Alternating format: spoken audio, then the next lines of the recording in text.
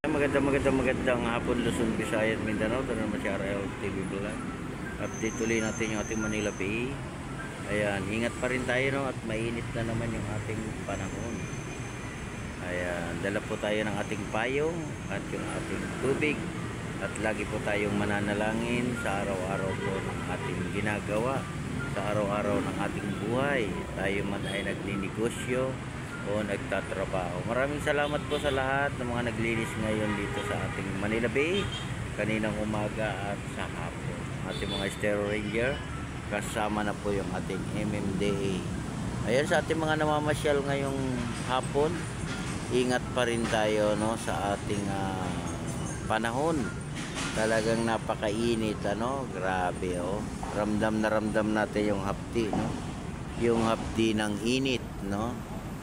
Ayan, support lang tayo na sa ating YouTube channel. Ayan, mag-like and share lang kayo sa ating mga kababayan OFW World. Kamusta na kayong lahat? Ayan, may mga turista tayo dito sa ating Dolomite. Ayan sila. Daming foreigner ngayon, o, diba? Ayan, kasama na yung ating mga kids. Ingat din kayo dyan sa may tabing dagat, no? At ingatan nyo ang inyong mga gamit at inyong mga susi sa motor. At lalo na po ang inyong mga mahalagang gamit. Ayan, support lang tayo, guys. Ayan, manood lang kayo ng ating mga video. Mag-subscribe na kayo sa aking channel. At pindutin nyo na yung ating bell, ano, i-all nyo na para lagi tayong updated sa araw-araw ng ating video. Ayan, update ko naman yung ating halaman. Ayan, malinis naman dito, guys. Wala nang damo, nalinisan na, no? Maraming salamat po sa lahat. At ang ating halaman ay masiglang masigla ang kanilang mga dahon. Sila naman ay nauulanan, ano, lalo na sa hapon, diba? Masagana, lalo na yung ating mga punong nyug dito sa may area ng Manila Bay at lahat ng ating halaman hanggang doon sa may Manila Yacht Club, no? Ayan, ang daming tao ngayon, no? Kahit mainit, nandyan sila para mamasyal, ano? Araw po ng Monday ngayon, no? Monday. Ayan, July 15 na pala tayo ngayon, 2024. Ayan, pacheck lang natin yung ating mga bag. At bawal pa rin yung ating pagkain, lalo na pa yung ating pagligo dyan sa may dagat. No swimming, no, nakalagay. Saka no food, no. Tayo lang po ay mag-relax, maupo sa tabing dagat, no.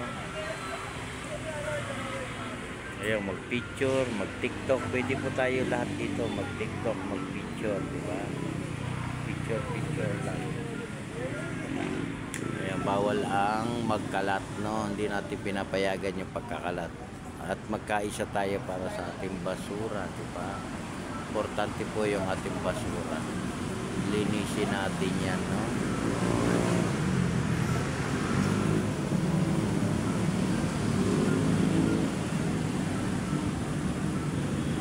Ayan, sa mga gustong kumain, dito lang po sa labas, ano, may mga tindahan po dyan sa labas. Kung gusto nyo mag-inom ng tubig, gusto nyo minom ng buko, ayan, nandyan yung ating magbubuko sa labas.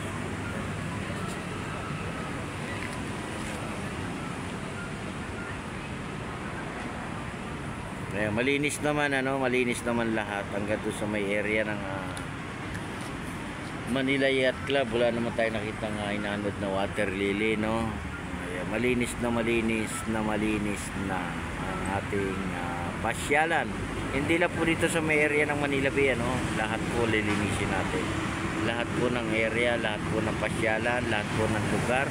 Magkaisa po tayo para sa ating basura, magbayanihan tayo, no?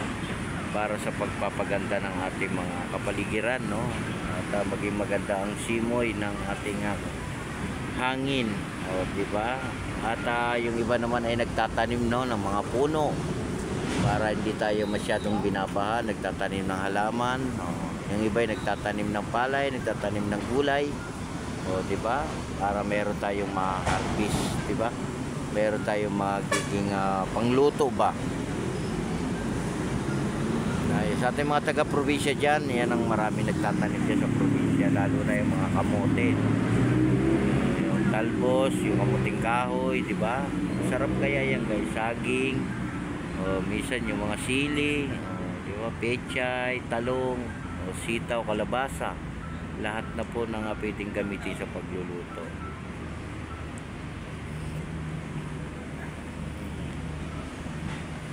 Ayan, ingat din po tayo dyan, no? Lalo na po yung mga naglalayag dyan sa dagat.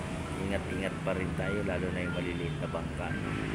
Ayan, parang madilim doon guys sa malayo. Umuulan na ba doon sa kanila? Buti pa, no? Buti pa doon sa area na yun ay makulimlim. No?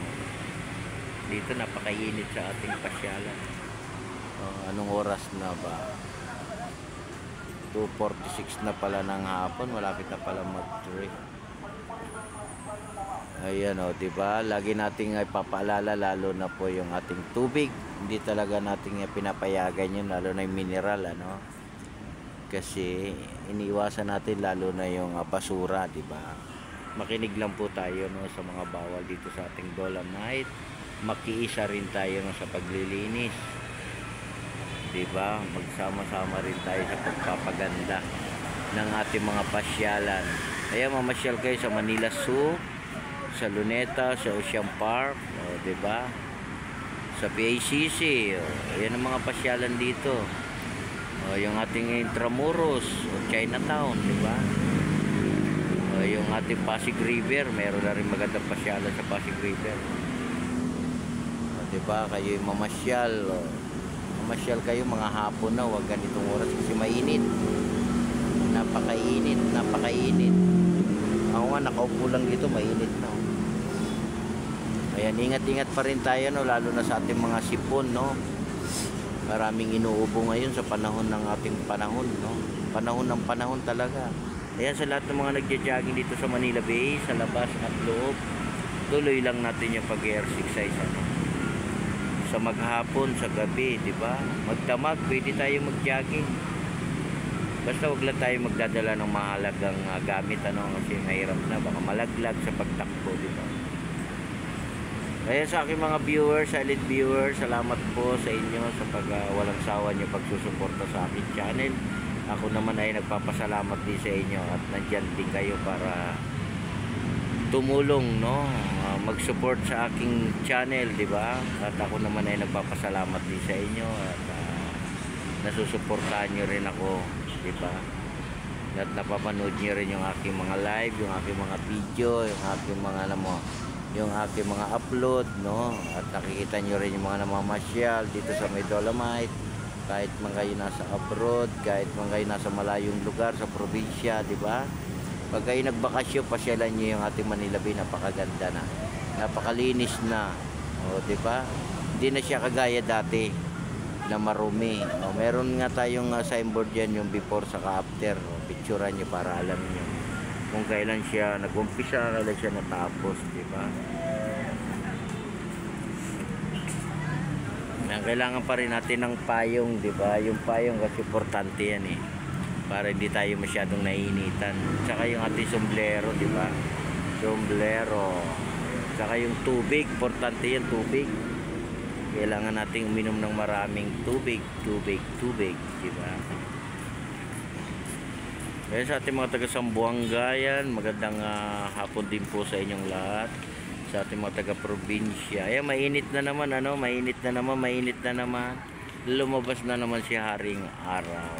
Nandiyan na naman siya. Again, God bless po. Ingat po tayo sa pag-uwi at sa ating pamamasyal. At maging mapayapa po yung ating bansa. God bless everyone.